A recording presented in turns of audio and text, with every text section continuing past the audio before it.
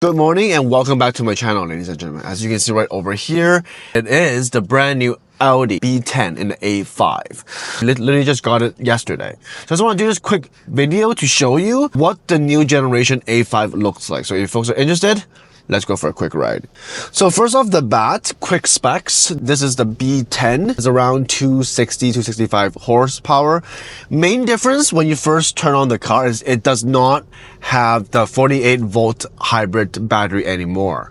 Gas mileage wise is pretty much the same. It's just from a stop to a get-go, there's less initial torque. Reason for this is they want to keep the car a bit more lighter. If you see in front, it's literally the Q6 MMI put into this one, which I don't mind at all. It's got way more tech, way more safety features. So what we're driving right now is the mid-trim Progressiv. If you go back to the previous gen, a Progressiv, you won't have options like B&O speakers, you won't have options like top view camera, you won't have standard options like the head-up display. But good news is for 2025, especially the B10 A5 Sportback, it comes with all these standard features. This test drive unit is the Progressiv in the Daytona Gray on black. MSRP is around 72,000 Canadian dollars. And as I mentioned before, it does come with standard features like a top view camera, B&O speakers, and head-up display as well. And a really cool feature that this car has, which I'll show you in a bit, it actually shares the panoramic roof as the Panamera, and it's got the electromagnet screen.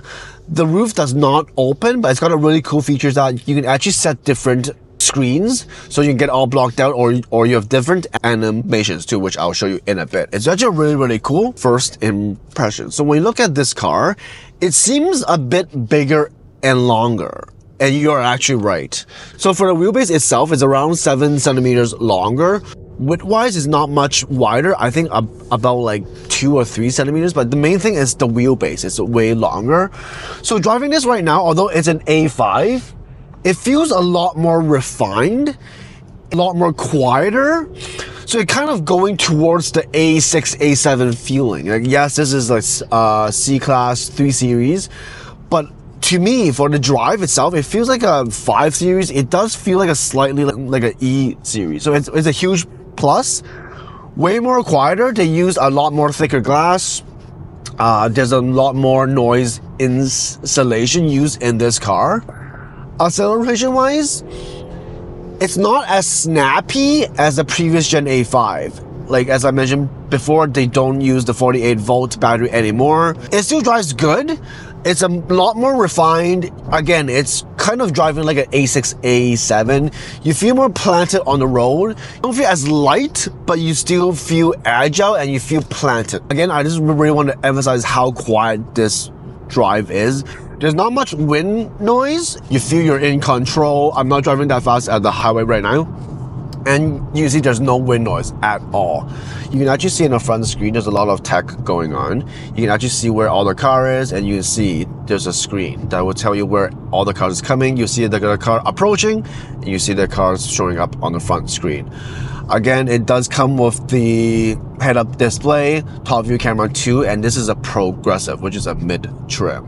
Only main difference to a mid-trim and the Technic is the Technic, you get the third screen for the passenger side on the right, so you can actually watch.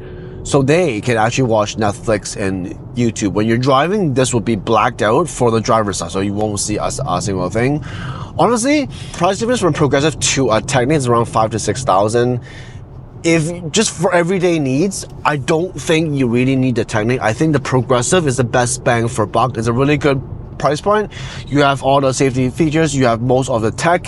You don't really need a third screen. I think Progressiv is the way to do it.